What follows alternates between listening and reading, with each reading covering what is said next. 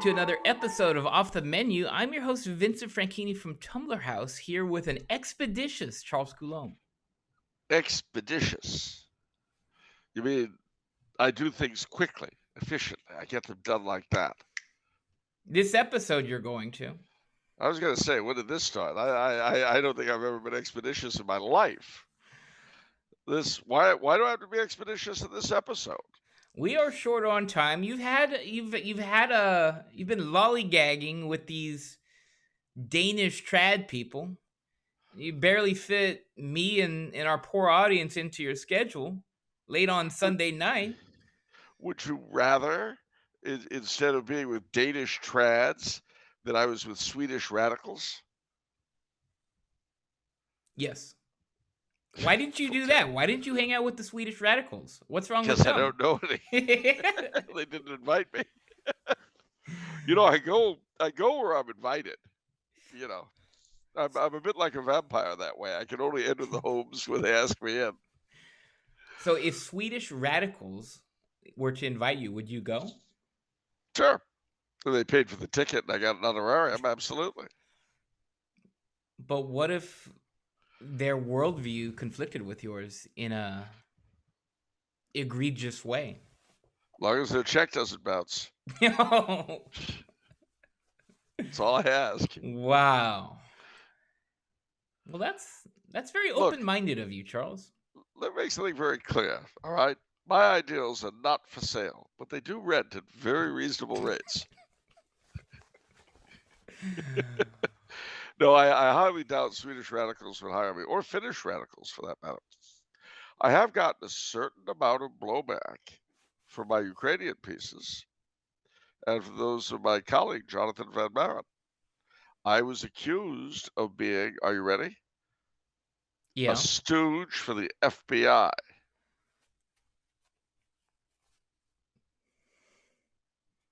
What does that mean? What's a stooge for the FBI? Does that mean you're getting paid? It was exactly my response. That's what I said to the guy. Where's my money? This is a great revelation. Now I just want the money to start coming in. I'm glad I'm working for somebody who's paying me regularly now. That's great. I mean,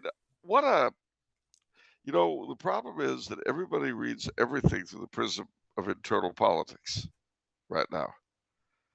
They read Ukraine that way. They read Denmark that way. They read Joseph Biden's senility that way, as if it were some sort of party issue and not a gift to the nation. Biden's senility, a gift to the nation? Is that what you're saying? Yes, that's what I'm saying. Biden's senility is a gift to the nation. It's like the Jefferson Monument. It's like Mount Vernon. It's like Mount Rushmore. It's like Mount Doom. I mean, these are all things that belong to our patrimony as Americans. We're all sharers in them. Those other things are all like concrete and monuments, though. Like senility, it's a little bit more intangible. It doesn't matter. I mean, we're all inheritors of Teddy Roosevelt's bully can-do spirit. As Americans, we're heirs to Washington crossing the Delaware. We're to Lincoln, the Gettysburg Address. We're heirs to all these things, and I would submit that just like Honest Abe splitting the rails and being what he was, so too Biden's senility is part of the essential patrimony that every American has to share in. Like the flag, like the Liberty Bell.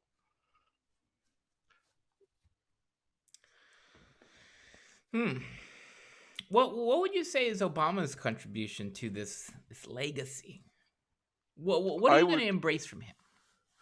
I would say that Obama's great phrase was his saying that the mostly peaceful protesters on January 6th desecrated the Capitol. Wait, what did you say? Say that again. It seemed like you mixed two different things together in there. What do you mean mixed? All right. The mostly peaceful protesters on January 6th, 2021, who invaded the Capitol building. Did he say mostly peaceful protesters for that? No. I'm just saying, I mean, look, if the people who burned down half the country months before that were mostly peaceful protesters, I don't see how you could call a bunch of people who didn't burn down the Capitol anything else. It's fair. Well, I think so. You've got a mob of people who are burning and pillaging, right? Right. But they're mostly peaceful protesters. Yeah. You have a group of people who invade a public building. Yeah. They don't burn anything. So at the very least, they too are mostly peaceful protesters.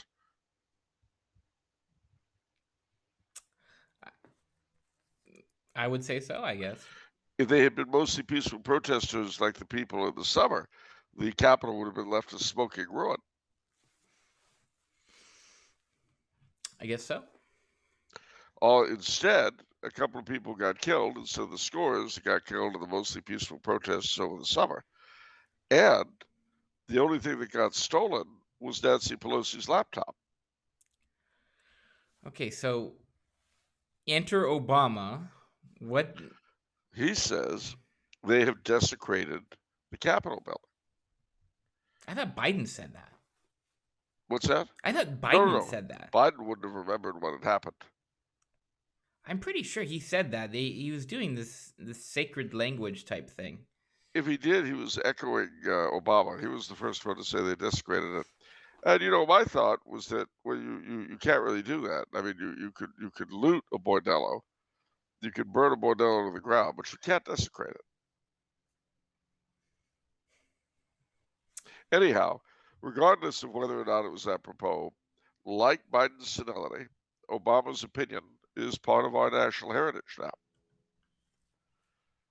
All right. And I am looking forward to the building of the Barack Obama Library, Presidential Library. Why? Because it will, like all the others, become part of the rich fabric of our presidential history, part of the common heritage, the common patrimony of all Americans everywhere. Great. Oh, wonderful. Like Kamala Harris's origins as the mistress of the mayor of San Francisco. This, too, is something that we all have a share in. That's good. How does Cardinal Mahoney enter into this? That is who? How does Cardinal Mahoney, I mean, obviously being... well, Cardinal Mahoney bears the same relationship to this that the California list of historic sites has to the national list. There are more in California because there are lesser sites, lesser in the eyes of the feds, that the California government sees as historically important. So I would say that Cardinal Mahoney, his cover-ups, his material heresies, all of that is part of our rich heritage as Californians. Like the missions. I see. Okay, that's good. Like the gold rush. Well, what about Governor Newsom? What's his contribution? Same. I mean, Governor Newsom is like our old mayor Frank Shaw in L.A. The man who tried to blow up Clifford Clinton and who sent the chief of police to the bordellos in L.A. to pick up his cut every week. Again, part of the rich tapestry of our state story. Yul Hauser himself couldn't put it better. I'm sure that if he looked at, say, Gavin Newsom partying his blues away at the French Laundry when he had the state under strict lockdown, I have no doubt that Yul would have looked at that night, people without masks, hugging, no social distancing, and Yul would have looked and he would have said, "That's amazing." All right, last question. What about Woodrow Wilson's contribution? Well, his was huge. He introduced segregation in the District of Columbia, and it never had it before. I mean, what's that too? That too is a big part. All of the bloodshed that resulted from World War, from his interference in Central Europe, all of World War II really, is a big part of his great legacy to us as a people. All right, Charles, you win. I was trying to trigger you and get you to break your cool, annoying facade, but I have failed. What? I'm sorry, audience. I am celebrating some of our country's most remarkable figures, and you say, "Oh, break my cool facade." Are you are you any kind of a patriot at all? I have You to. know, Okay, no. If that is the requirements for patriotism, my answer is no. we just had Constitution Day a week or two ago.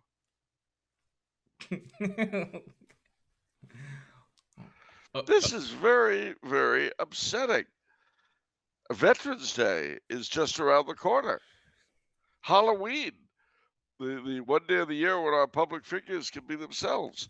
I mean, look, let me explain something. As an American, and I understand this better living overseas now, as an American, we are all heirs to every great deed that any American does.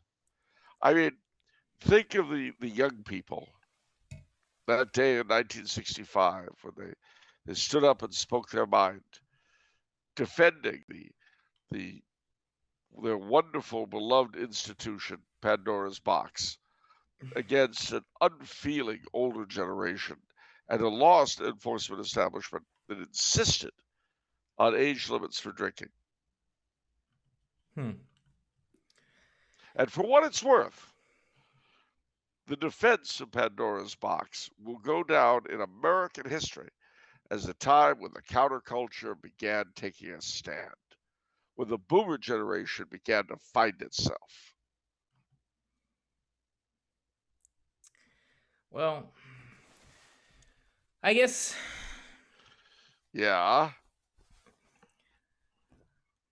I just look more inward, to home. I guess, yeah, rather than the country. Apparently I'm quoted as saying, "If I ever go looking for my heart's desire again, I won't look any further than my own Baraduresque publishing tower, because if it isn't Because, there, I never really lost it to begin with."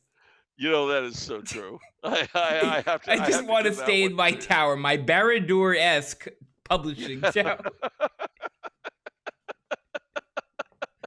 We are really breaking down the barriers tonight, ladies and gentlemen. I'm afraid your old friends here are really losing it, but it's true. I just think, though, that for what it's worth, uh, really and truly, Pandora's box was no Baradur.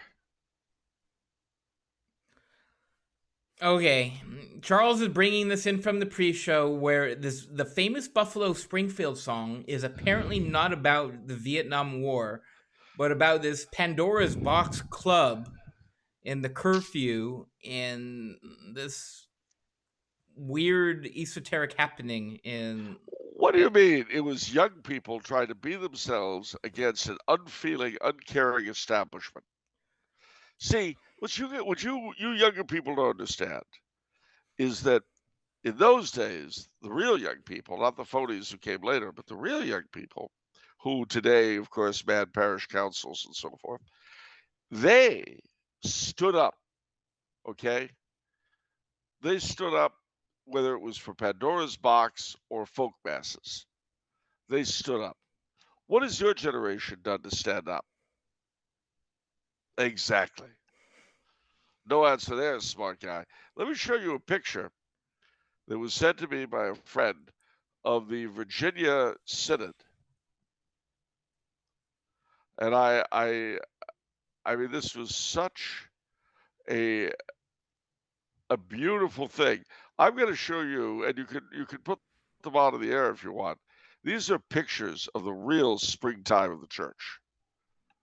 These are official pictures of the synod. I'm scared.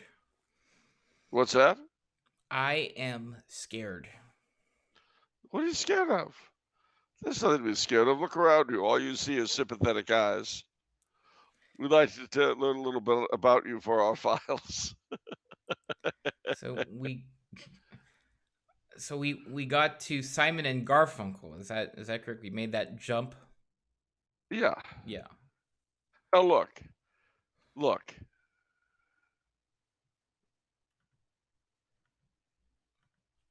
this is the springtime of the church, the new springtime.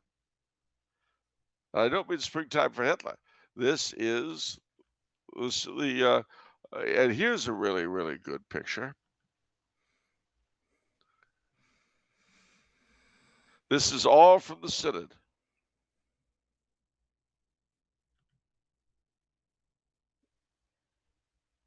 I'm You not going to see, put these pictures up. I'm not going to put these pictures up, Charles. These are the young people of the Pandora's Box era, still standing up over 60 years later. Almost 60 years later. Wonderful. Keep on keeping on, old people. Good job. Old people? What do you mean? We're young. Okay. That's but nice. You don't want to share those pictures with our studio audience? No, because I don't want anyone telling me I need to take pictures down and edit the video and blah blah blah blah blah. I cannot be hassled. It's a bunch of people holding hands and experiencing. They're not just any people. They look like normal people. Oh yeah, look at their age. Okay, they're boomers. Yeah. You know what their response is? Okay, millennial. All right. You see how you misunderstood boomerdom? Let me tell you something. Today's active seniors are at the forefront of social change. All right. In the words of Maximus from Gladiator, the time for honoring yourself will soon be at an end. Okay. You boomers. Fine. Be that way. All right. State of the week time. Are you ready? I are ready. We're going to go a little south from North Carolina. Yucatan? No, not that far south. Just a little bit. South Carolina. Oh, well, South Carolina. There's a state I love. And my favorite city in South Carolina is the city whose name made the 20s roar. I'm talking, of course, ladies and gentlemen, about Charleston, South Carolina, where the Ashley and Cooper rivers come together to form the Atlantic Ocean. Charleston is a city that never has to say it's sorry. It is a wonderful place, beautiful architecture. The best families are called SOBs. They live south of Broad Street.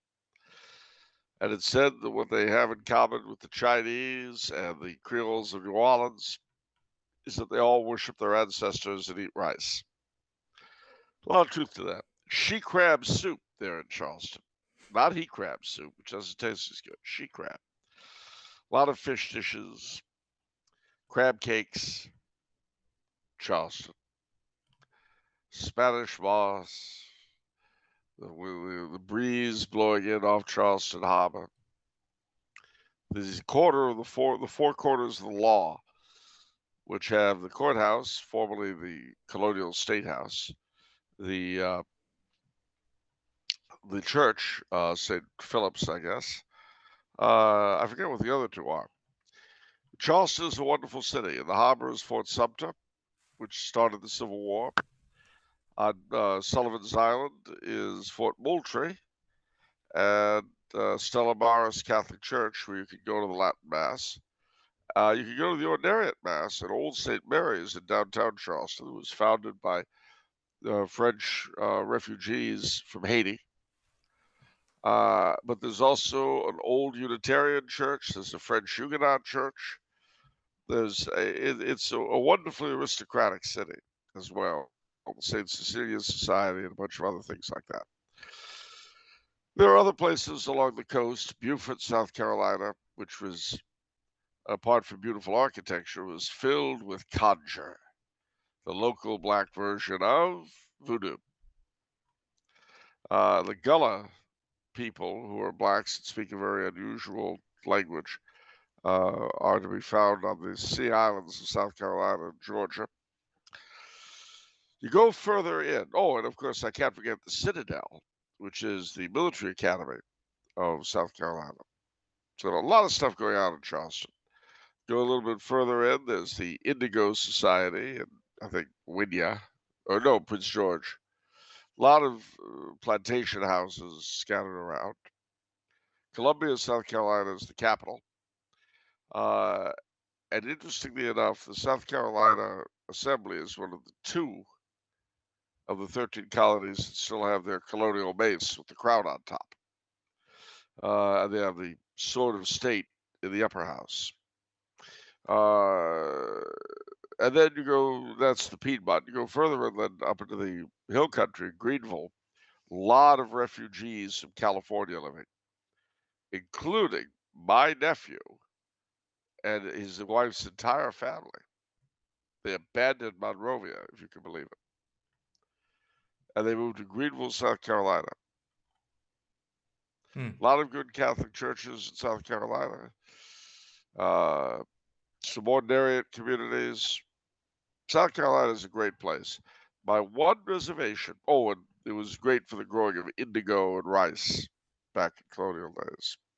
My one reservation about South Carolina, as it is for much of the South, are their summers, where mosquitoes as big as cows will carry off unescorted children. All right, maybe I exaggerate slightly, but they are pretty big and nasty, the mosquitoes in the South Carolina summer. So there you go, South Carolina. I love you. All right. It was the first state to secede from the Union in 1860. It gave us Charles Calhoun. No, it wasn't Charles Calhoun. Well, anyway, Calhoun. It was the home of nullification in 1830.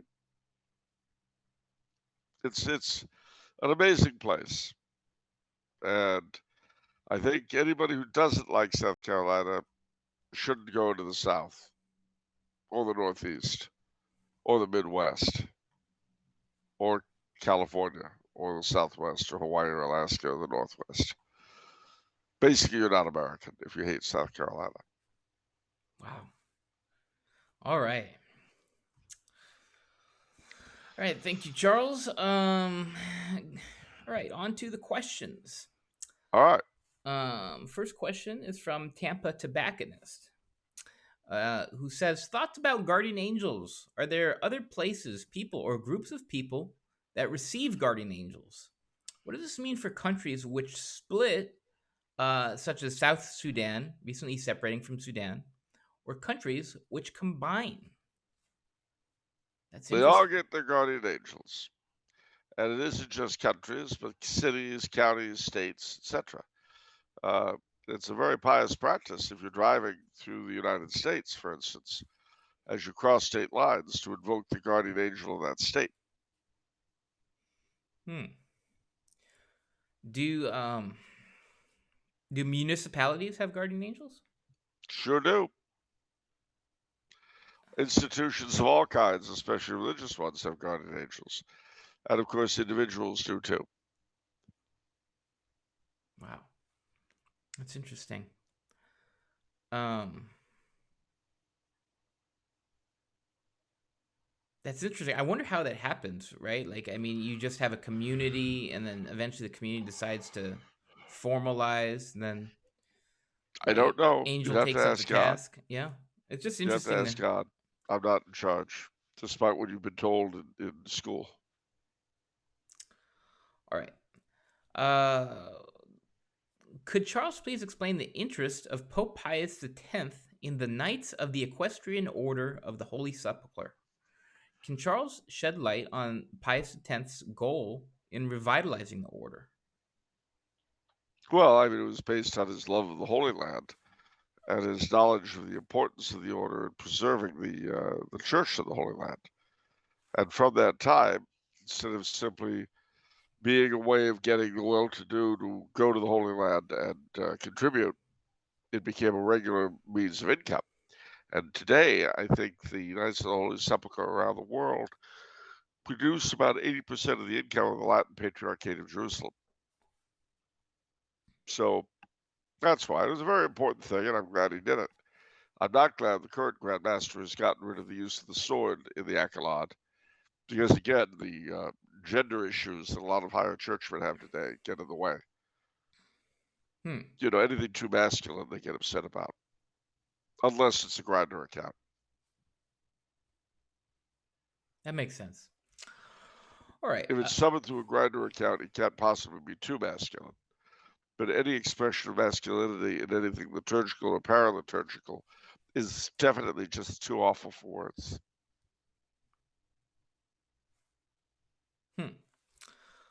Okay. Will Charles please do a deep dive on the issue of heraldry? Does Charles have a coat of arms? If so, did he receive um, some through an official heraldic office, such as the British College of Arms? As part of his deep dive, or perhaps his diving off the deep end, who knows? Will Charles please discuss the history of the High Court of Chivalry, the College of Arms, and the Court of the Lord Lion? Uh, Lads. can he also speak to the Irish office of the Chief Herald? Boy, that's a lot of questions. Well, basically, heraldry, of course, is the art and science of the coats of arms of families, civic bodies, nations, and so forth. I do not have a devised coat of arms issued by a regular heraldic authority. There is a sort of generic one for the Coulombes that flies around, but it's of doubtful validity. It has three fat doves, meaning Coulombe. That's what they're called, canting arms, because it's a pun basically. At every rendition I've seen of them, there've been three silver doves on a blue field, a field of azure.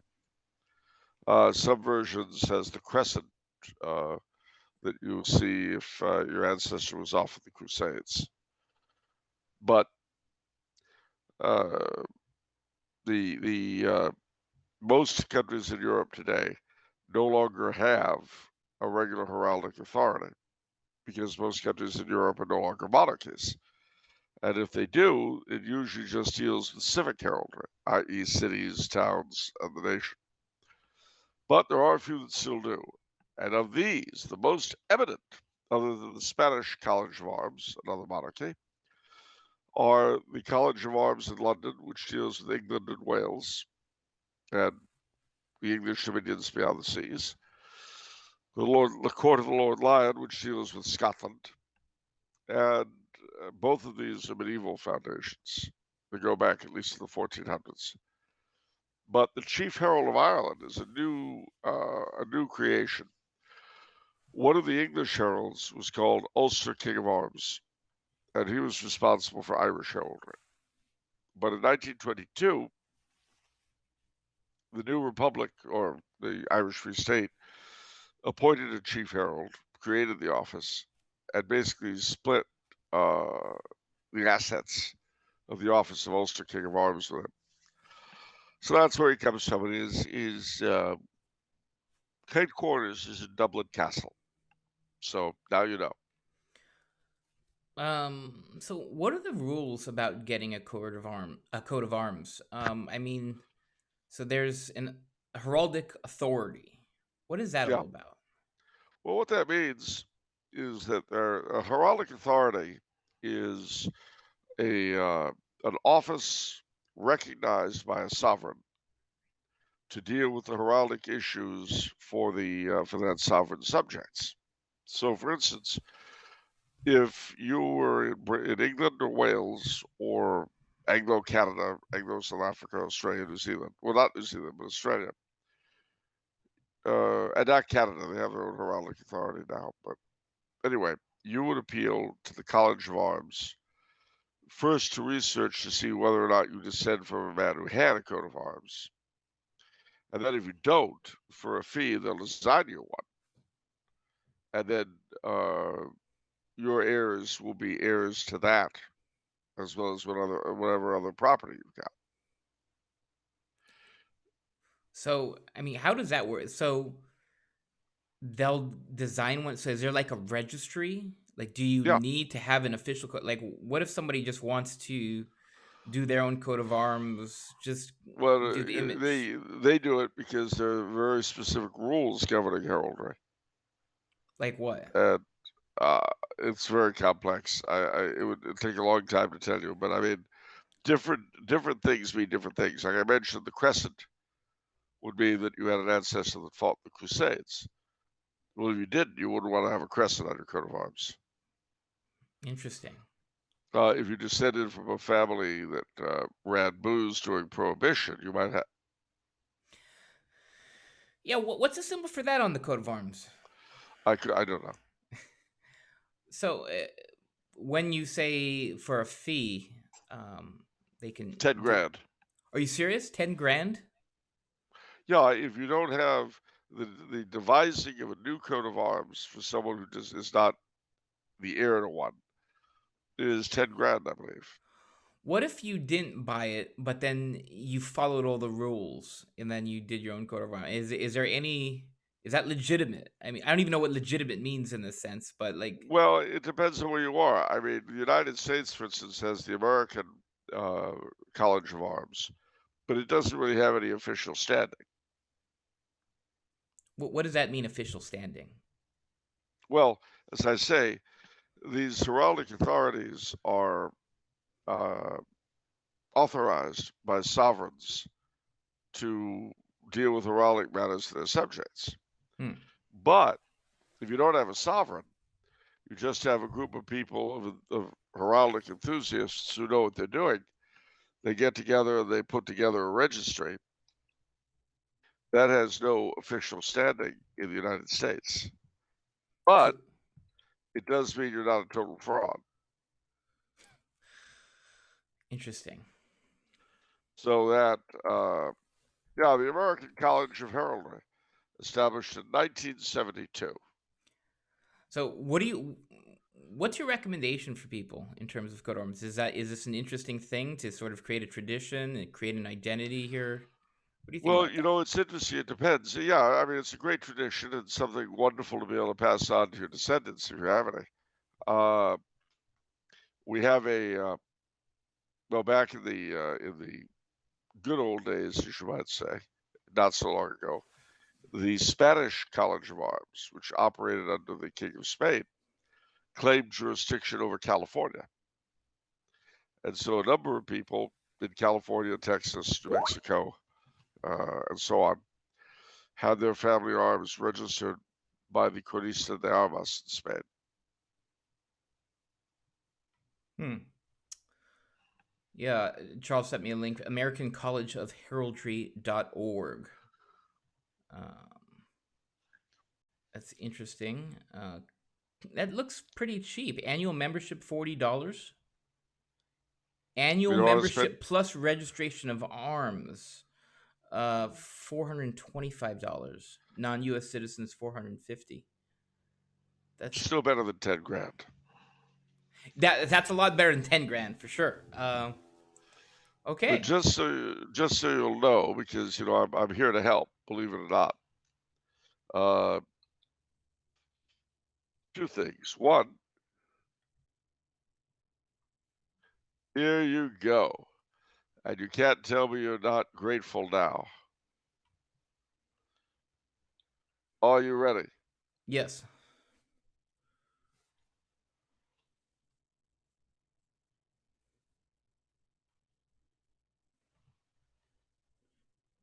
I have to admit though, Okay. this website looks like it's from 20 years ago. Um, all right. college-of-arms.gov.uk. Her Majesty Queen Elizabeth II. She's Um, still dead. hmm. Okay, so that's the College of Arms for the United Kingdom. Um, Inquiries.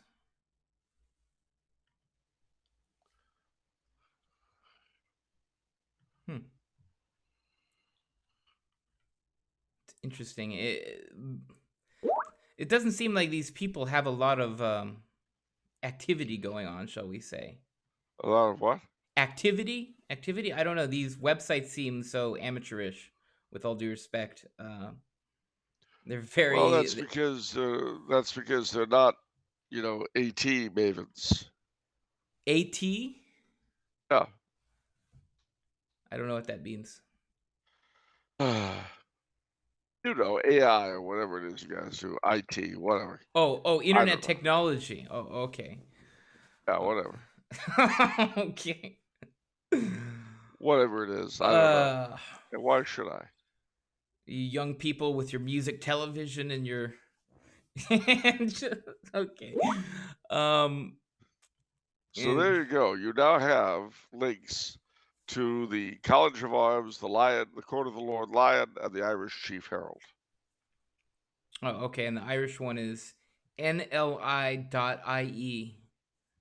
Um okay. NLI stands for National Library of Ireland, so you'll know, Hmm. because that's who the Herald Chief Herald works for. Oh, okay. I see. All right. Well, that'll be interesting. Thank you for that, Charles. All right. You're welcome. Next. Do you know Pandora's box did not have a heraldic symbol designed for it by any heraldic authority? Uh, Neither did the Buffalo Springfield. well, maybe. I don't know what to say to that, Charles. I have no idea what to say to that. All right. What a field day for the Heat. That's for sure. It's still hot here in California. Okay.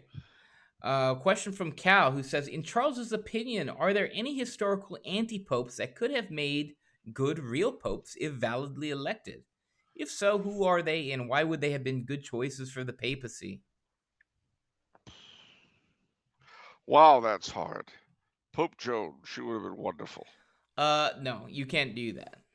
Oh, I really, I really can't think of any anti-pope. Maybe Felix of Savoy or Humbert or whatever it was. He was the heir to the Savoy throne who was briefly an anti-pope. But I really can't think of any. Sorry. Hmm. All right. Uh, let's see. Question from Anita, who says, dear gentlemen, really enjoyed Charles's comments on the September 17th show and pre-show about monarchy and the discomfiture of the oligarchs over the outpouring of love for Queen Elizabeth. I would be comforted if Charles would comment on another disturbing kind of outpouring that I am hearing from some Catholics, namely, condemnation of the Queen for being Protestant, for having the official role of upholding the apostasy of England, for giving royal assent to the abominations her government put in front of her over the course of 70 years, comparing her unfavorably to the Queen of Belgium, refused to sign off on abortion, etc., etc., etc. This condemnation extends to King Charles for having, almost immediately upon beginning his reign, sworn an oath to uphold the rights of the Church of Scotland, which presumably the law required him to do. Finally, there is a lot of crowing over the idea that the British monarchy, which is said to be completely useless because it is form over substance, must necessarily collapse under Charles III. This cataract of abuse seems to me directed at persons who are in an impossible situation, the like of which the rest of us have never had to face ourselves. And nobody stops to consider what evils might befall if the Queen had acted in a way that the critics would have been happy with. Also, I cannot see the upside of abolishing an institution that, however emptied it is of substance right now, is nevertheless a reminder of the Catholic faith that England ought never to have left and should and could still return to. Charles, please set us straight on the morally complicated situation the British sovereign is stuck in and the factors that we fail to consider in passing judgment on the sovereign's conduct. Well, firstly, I agree completely with her conclusions. That's the first thing. Hmm. Secondly, I'd like to see the same attitude aimed toward our form of government, which was never Catholic, ever. Why don't they demand the same sort of probity out of our American politicians? Why don't they have the same ire? Surely the whole Constitution will fall apart under the senile head of state. You're not going to hear that, though. You'll hear him called an apostate, but you'll also hear, well, he's a discredit to the office. What about the office itself of President of the United States? What's its roots? The monarchy in Britain is, as our questioner says, a desiccated remnant of a Catholic order. Ours is a very much alive expression of a Masonic idea. I can play that game too. I can definitely play that game. It's a stupid game if I play it. It's a stupid game when they play it. You know, why didn't JFK make the country Catholic?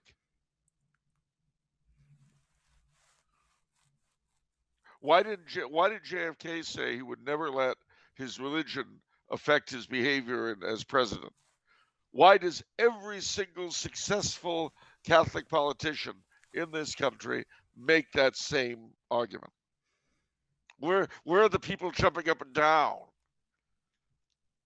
Why didn't John F. Kennedy make Catholicism the state religion of the United States?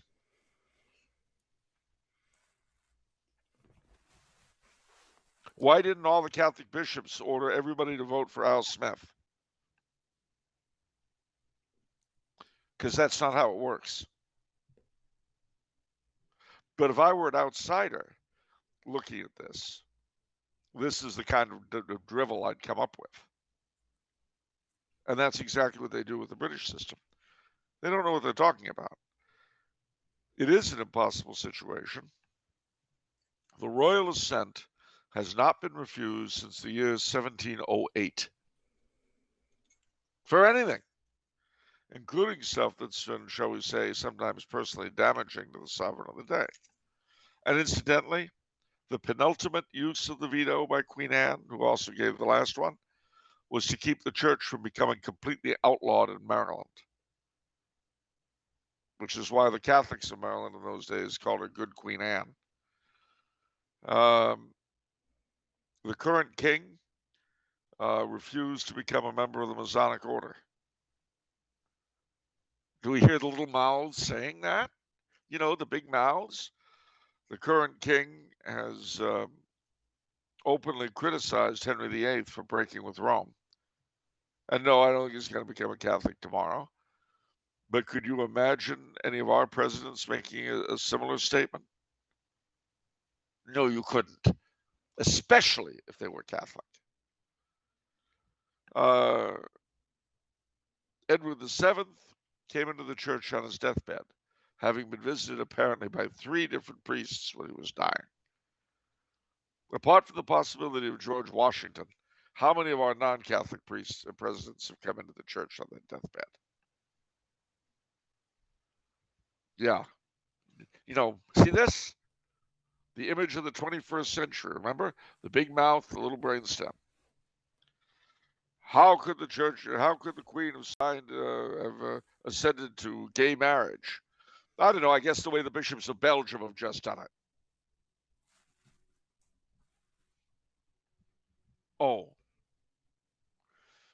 Do not expect more out of the King of Great Britain or the Queen than you can expect out of the Holy Father in Rome.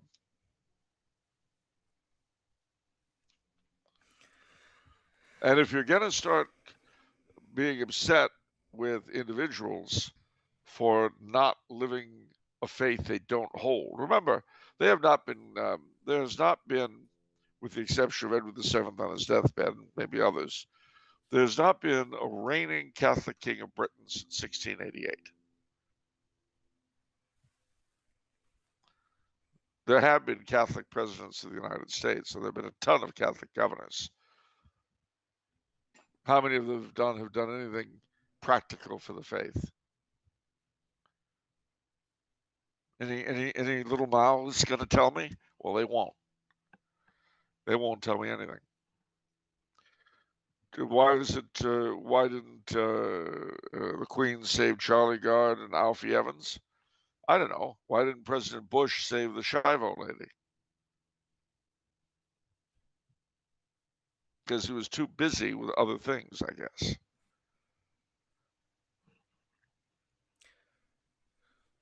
Right. I'll tell you what, I'll make a deal. The next time someone feels like yapping about the king, have them read two books first before the mouth opens. His book called A Vision of Britain came out in 93, and his biography by Jonathan Dimbleby. Also, it would be good if you went to the website of the Prince of Wales and had a look through his interests and what he's into, what he's done. Look up the Black Spider memos. And when you look at all that stuff, then point out to me a president of the United States who has shown any kind of interest at all in that kind of thing. Whether it's the defense of the population from hideous architecture to insisting on high standards in schooling. No child left alone, as President Bush might say.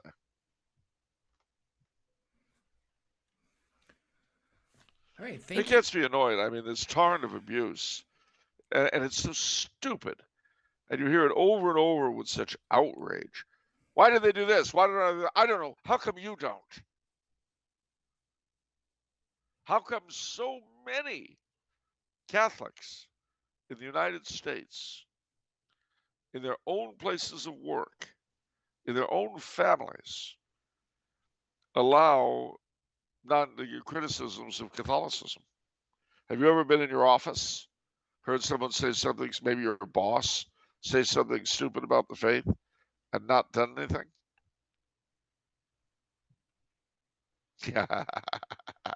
Everybody has. Meditate on that. And I'll tell you something else. As far as swearing to uphold the Church of Scotland, that is part of the Constitution. You know,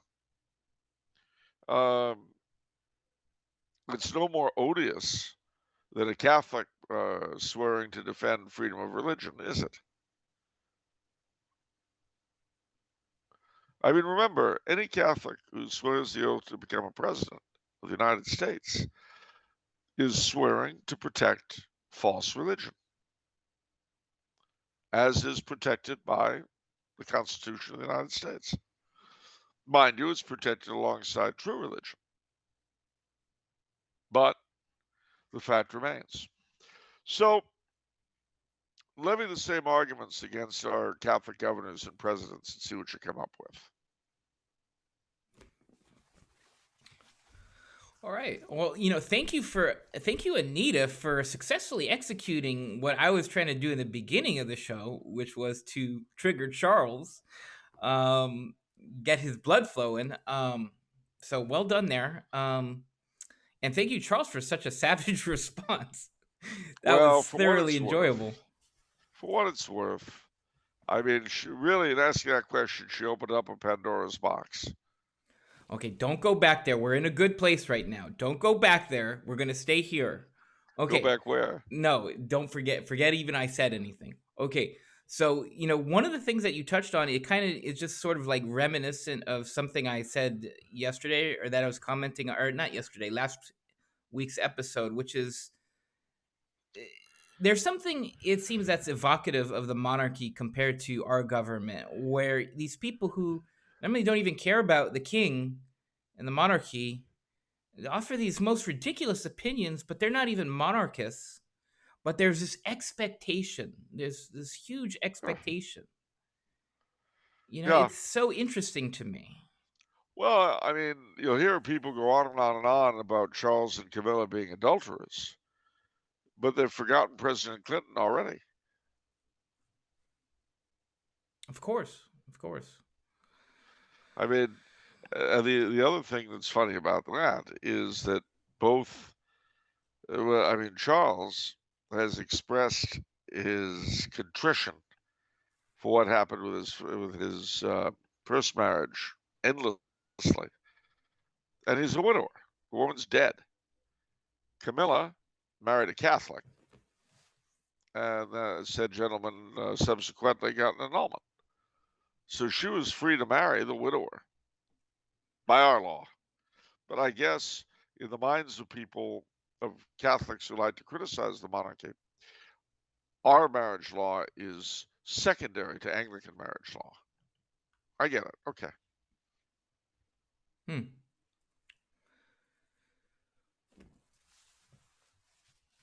Okay. We're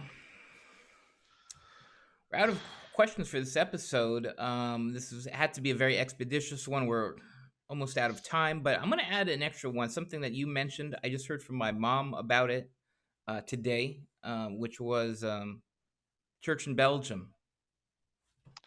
Oh, yes. The dear little bishopesses of Belgium. Yeah. They can get married to men now. Yeah, and I guess they received the blessing, or Well, they're saying it's not a blessing, except that it's a blessing. I mean, basically, they're talking out of all sides of their rears as usual. You know, it's gotten so stupid and so ridiculous these days. Uh, what do you say? Except they're a bunch of morons. You know, it's evil. well, I guess so. Is anyone actually going? Is anyone in the hierarchy going to do anything? Oh yes, they'll suppress the Tridentine Mass. No, I meant from Rome. That's what I said. Yeah. Why? Oh yes, and they'll ignore Cardinal Zen being tried by the Red Chinese. What? Well, you know, Cardinal Zen is being tried by the communists right now. For what? Anti-communism, you know, treason.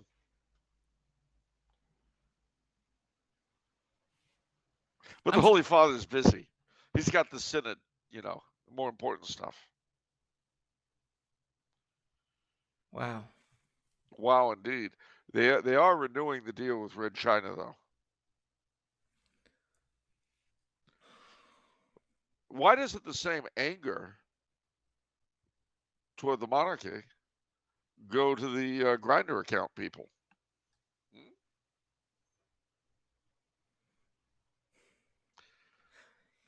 You know, if I was to give it a serious answer, I would say it goes toward the monarchy because it represents something we clearly aren't compared to something that we are. Ah, so what you're saying is it's easier to attack perceived evils in people we have no connection with than evils in people that we are intimately connected to and who reflect upon us. Yes. Or to put this another way, it's easier for me to attack the Manicotis than the Franchinis. Well, let's not go that direction. Oh, I see. All You right. were Well, doing so well, Charles, and then you had and to do now that. it's time to punish. Oh, how unfortunate. Charles won't be able to go outside for the next few days, ladies and gentlemen. He's going to have to stay in for a little while. He needs a timeout. No, seriously, I mean, it's cowardice and stupidity is what it is. You know, I just these creatures, they're evil, and their day will pass. And we've got to try not to hate them. We've got to pray that they repent so they don't fry forever. And we've got to try to avoid hating them and avoid despairing over them. But it's very hard. They are so worthless. Let's see if we can get a little light on the topic, shall we? Which one, China or Belgium? Belgium. I'm still shocked over the Oh, Cardinal Zen thing because if there's going to be a renewed deal, can't we sort of include Cardinal yeah, Zen in there? yeah. Little no, no. Well, let's see. Cardinal Zen arrest, Cardinal Zen news, Cardinal Zen trial. All right. Now they postponed the trial. He's in Hong Kong. He's going to be tried next week. He's 90 years old. Um, Wow. oh, this is interesting. Um, The trial of this is by Phil Lawler in Catholic Culture. The trial of Cardinal Joseph Zen has been postponed, but the indomitable 90-year-old prelate will face judgment soon enough under the draconian new security laws imposed on Hong Kong by the Chinese government. Meanwhile, Pope Francis faces his own judgment in the court of public opinion for his failure to defend Cardinal Zen, or for that matter, to criticize the regime that is prosecuting him. When questioned about the trial by a reporter who accompanied him on his flight home from Kazakhstan, the pontiff gave this reply: Cardinal Zen is going to trial these days, I think. And he says what he feels, and you can see that there are limitations there. More than qualifying, because it is difficult, and I do wish to qualify, they are impressions, and I try to support the path of dialogue.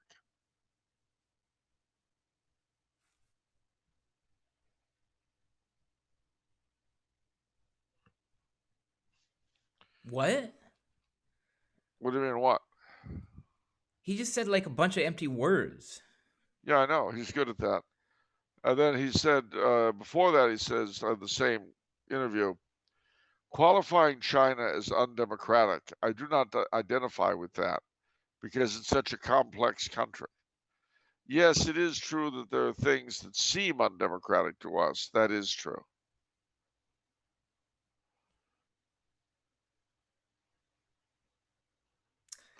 Impressive. Well done. I can't. I almost. We can't even stay here because it's actually not good for my mental health, my spiritual health.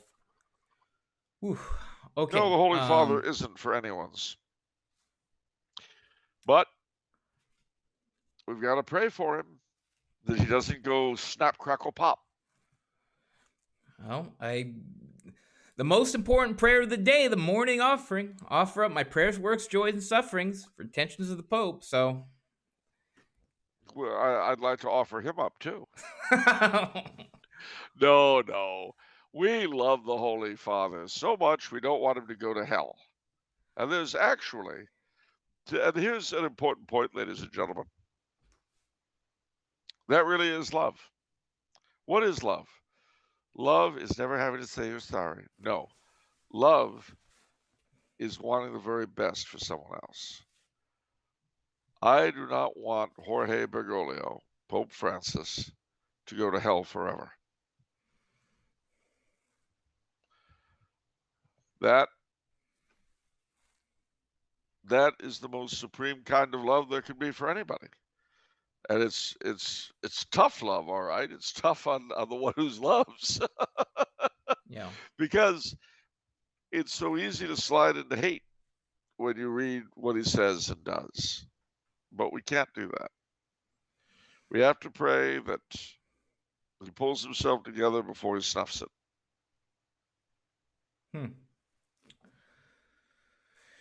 Yep.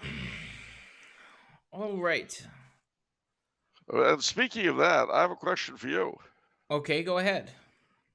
If it's Monday, it's off the menu. And the soul you save may be your own. Or maybe even the Holy Father's. You never know. Could happen. Especially if you are the Holy Father. All right. We'll see you guys next time. God bless. Be good, gang.